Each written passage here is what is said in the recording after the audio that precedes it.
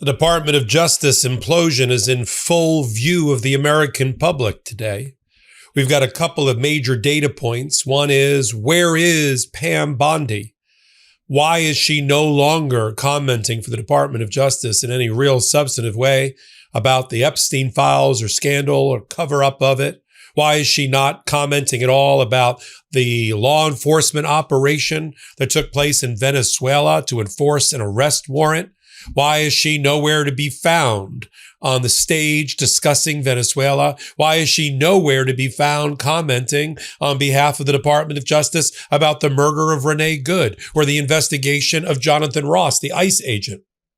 Where is she? As new reporting is coming in that Donald Trump has lost his faith in Pam Bondi. He's lost his belief that she can do the job. And once that happens, folks, it's not going to take long for there to be an announcement of a new attorney general. And the person that's waiting in the wings, of course, is Donald Trump's criminal defense lawyer, number 2 in the Department of Justice, Todd Blanche. Todd Blanche's handwriting and fingerprints are all over this coup. Yet another coup, this time within the Department of Justice. Who's taking the lead in the Epstein files? Todd Blanche. Who's taking the lead to defend Jonathan Ross, the ICE agent? Todd Blanche. Who's taking the lead concerning Venezuela and the operation there? Todd Blanche, combined with J.D. Vance. You see a lot more of J.D. Vance out defending the ICE agent, for instance, and the murderer of Renee Good than you do Pam Bondi. And while all of that's going on, you also see Todd Blanche's fingerprints all over another event that happened in the last 24 hours, which is apparently the firing of Robert McBride, the lead prosecutor and the de facto head of the U.S. Attorney's Office in the Eastern District of Virginia. Yes, the place where Lindsey Halligan still grabs a paycheck, the place where she continues to impersonate a U.S. attorney. While Robert McBride, who they brought in from Tennessee at the end of his career. As I said, this would be a career ender, not the end of his career. His decision to go become the babysitter for Lindsey Halligan and be the de facto U.S. attorney as Donald Trump goes after his political enemies like Letitia James and James Comey. And now we've got the reporting that, and I believe it was Todd Blanche, that Robert McBride has been canned. He just met with all the federal judges in the Eastern District of Virginia to calm the waters, to make them know that there was an adult in charge, and now he's out the door because he wouldn't prosecute the Comey case. And while all that darkness is going on, we've got underneath, back to Renee Good for a moment, we've got the reporting that the Department of Justice's Civil Rights Division, which barely exists, it's been chloroformed, it's been completely hollowed out by Harmeet Dillon, who runs it. They are going to stay on the sidelines and they're going to go dark when it comes to the investigation of the murder of Renee Good. The Civil Rights Division criminal section is the one that should be leading here. They're the ones that led, for instance, when Derek Chauvin, the bad cop police officer, sat on and crushed to death George Floyd in Minnesota. We're back again. History may not repeat itself, but it certainly rhymes.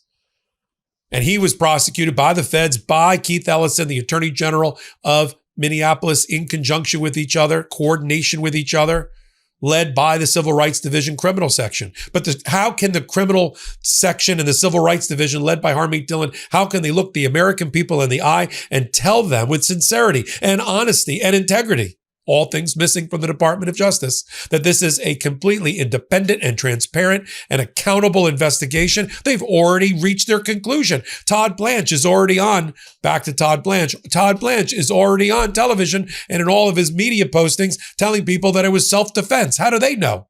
Investigation isn't even complete. J.D. Vance, self-defense. Kristi Noem, self-defense. And I'm going to cover it all right here as the Department of Justice slowly disappears from view under Donald Trump, who is the Attorney General, here on the MeidasTouch Network and on Legal AF. Okay, let's start with the new reporting. Pam Bondi is not long for her job. We have been saying that on the MeidasTouch Network on Legal AF for over a year. She's been in the crosshairs of Laura Loomer, the right-wing agitator from the very beginning, who has Donald Trump's ear.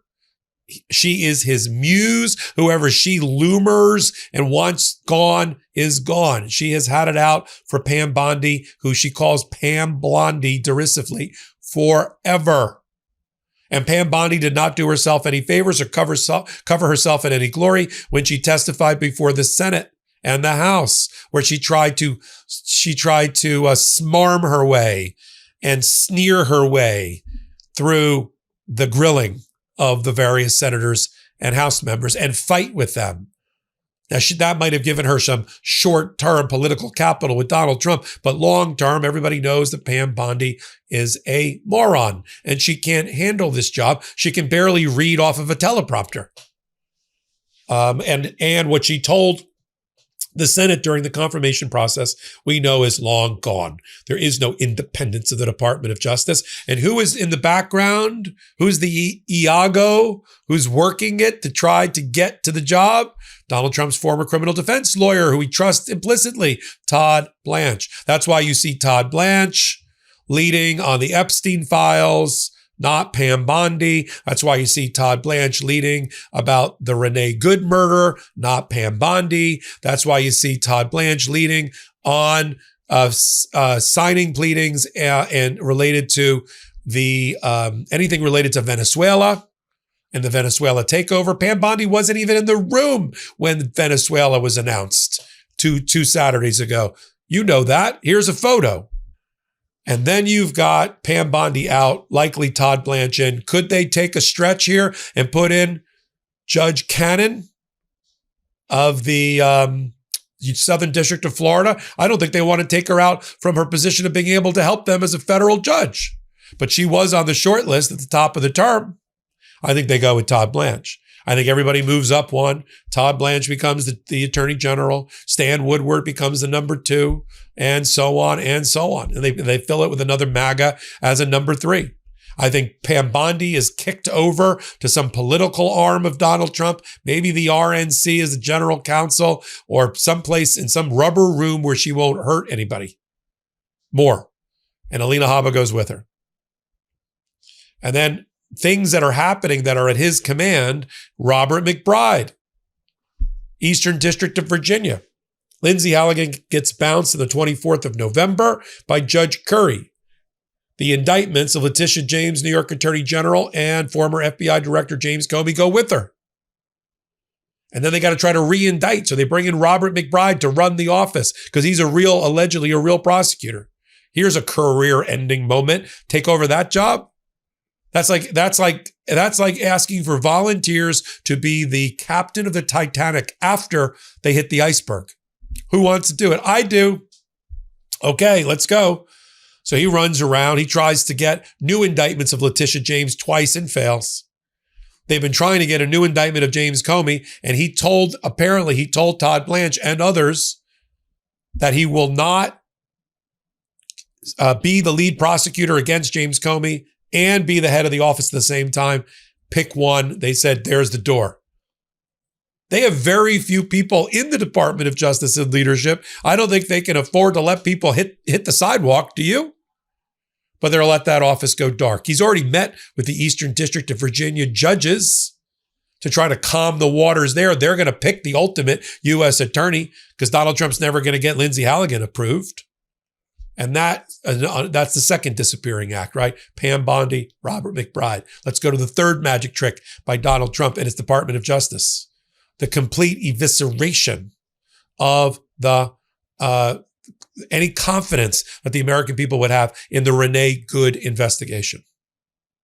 Because the Civil Rights Division has already announced that they're not going to investigate. They're not going to lead the prosecution. How do they know already? We just had Tom Holman, the bribe-taking border czar, say it would be unprofessional. It would be unprofessional to comment on evidence. Investigation just started. They've already decided that they're going to be sidelined. They're going to go dark as it relates to Renee Good and the investigation. Is it any shock? Harmeet Dillon, who is she? Harmeet Dillon, a lawyer in California, wanted to be the Attorney General of the United States, wanted to be the chairman of the Republican National Committee. This is her consolation prize, to preside over the destruction and the chloroforming of the Civil Rights Division, once proud. and to weaponize it against people and against their civil rights. That will be a chapter in the history books written about Harmeet Dillon. And then the last disappearing act is just taking whole offices of the Department of Justice offline in order to have them, quote unquote, work on the Epstein files. The once proud Southern District of New York, one of the leading, if not the leading prosecutor's office in America. People fought there, including me, to work in the U.S. Attorney's Office, to have that as a feather in their cap for the rest of their career. Careers were made by being in that office. There's only two offices, I think, in America that one other office that rivaled it, the Manhattan District Attorney's Office under Robert Blumenthal. So the once proud office is now offline because, according to new reporting, the entire office is working round the clock, all of its lawyers, on the Epstein files. That means so long, narco-terrorists, so long, drug traffickers, so long, financial fraudsters, so long, violent criminals on the federal level, so long, all law enforcement coming out of the Southern District of New York. The writing is on the wall, and the handwriting belongs to Todd Blanche, who I believe will be your next U.S. attorney. I'm Michael Popok. You're on the MeidasTouch Network and Legal AF. We tied it all together for you right here, the only way we know how without blowing smoke or sunshine. Become a subscriber to MeidasTouch. Become a subscriber to Legal AF YouTube channel. Till my next report, this is Michael. Can't get your fill of Legal AF? Me neither. That's why we formed the Legal AF Substack. Every time we mention something in a hot take, whether it's a court filing or a oral argument, come over to the Substack. You'll find the court filing and the oral argument there, including a daily roundup that I do called, wait for it, Morning AF. What else? All the other contributors from Legal AF are there as well. We got some new reporting. We got interviews. We got ad-free versions of the podcast and hot takes. Where? Legal AF on Substack. Come over now to free subscribe.